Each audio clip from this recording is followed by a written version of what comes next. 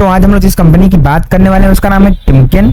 आज इसमें इंट्राडे में बहुत ही बढ़िया जंप देखने को मिला है और इसी के साथ आप देखेंगे इसमें जो एक रेंज बना हुआ था काफी दिनों से, इस रेंज का इसने बहुत ही अच्छे से ब्रेकआउट भी दिया है और अब ये क्लियर प्राइस एक्शन बना के ऊपर जाने को फिर से तैयार है। तो इसका चार्ट की कंप्लीट एनालिसिस और इसका टारगेट की एनालिसिस करने से पहले एक बार हम इसकी फंडामेंटल एनालिसिस देख लेते हैं।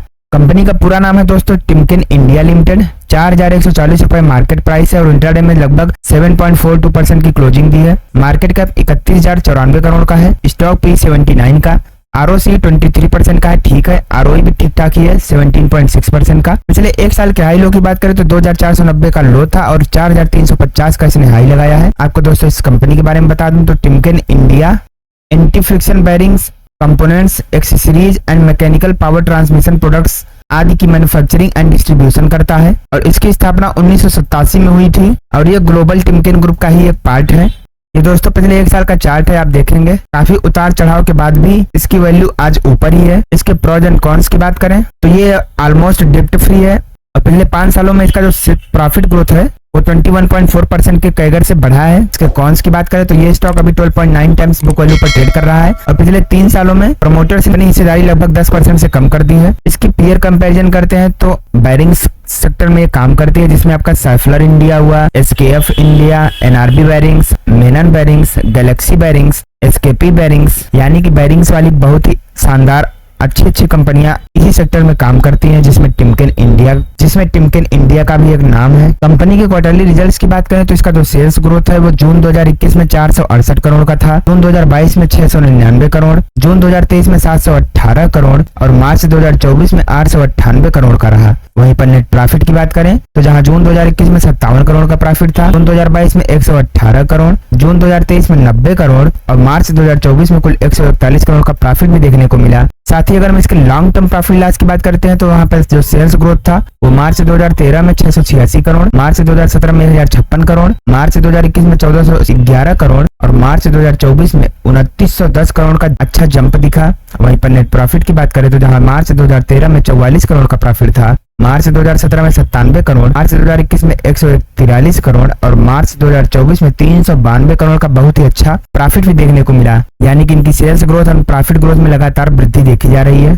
कंपनी की CAGR की बात करें तो पिछले 10 सालों में 34% की रेट से, पिछले 5 सालों में 43% की रेट से, पिछले 3 सालों में 48% की रेट से और पिछले 1 साल में 33% का इसने बहुत ही शानदार रिटर्न दिया है। कंपनी की बोरोइंग्स की बात करें तो मार्च 2014 में इसने 3 करोड़ का लोन लिया था, मार्च 2017 में 8 करोड़ हुआ, मार्च 2020 में 24 करोड़ और अभी करंट में बात करें तो मार्च 2025 तक 25 करोड़ का ही लोन है कंपनी के ऊपर। साथ ही अगर टोटल एसेट की बात करें तो जहां पर मार्च 2014 में 500 करोड़ का एसेट था, मार्च 2017 में 877 करोड़, मार्च 2020 में 1980 करोड़ और मार्च 2024 में 2988 करोड़ का बहुत ही शानदार कंपनी के पास एसेट है, जिसकी तुलना में जो इसका लोन है उसमें कोई दिक्कत की बात नहीं है, ये मैनेजेबल है। कंपनी के शेयर होल्डिंग पैटर्न की बात करें तो प्रमोटर्स की हिस्सेदारी जून 2021 में 67.80% थी, वहीं पर मार्च 2020 में 57.70% रह गई है, यानी कि लगभग 10% से यहाँ पर पोजीशन कम कर दिया गया है। FIIs की बात करें तो 2.80% से बढ़कर 7.20% हो गए हैं। DIIs की बात करें तो 12.73% से बढ़कर 23.62% हो गए हैं और पब्लिक की होल्डिंग 16.67% से घटकर 11.45% हो गया है।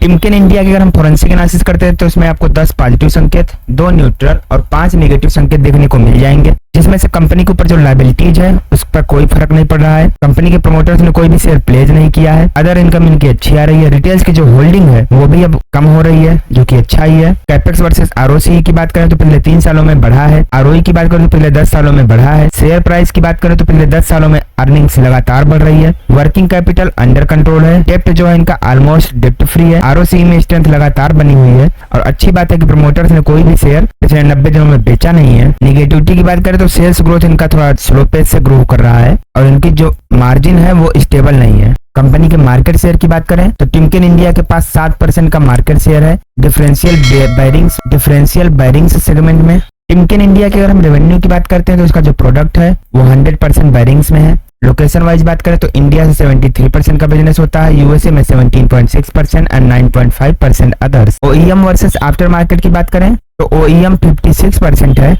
And distribution and user 44%।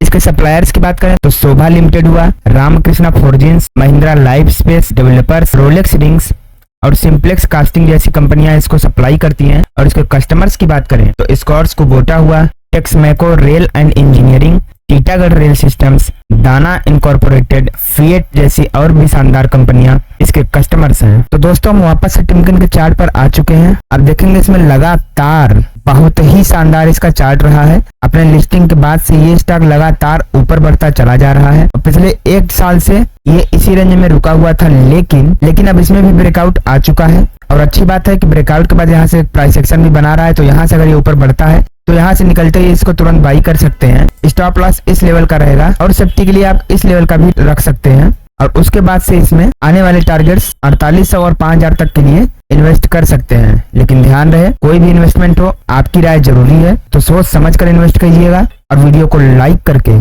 Comment में जय श्री राम लिखना मत भूलना।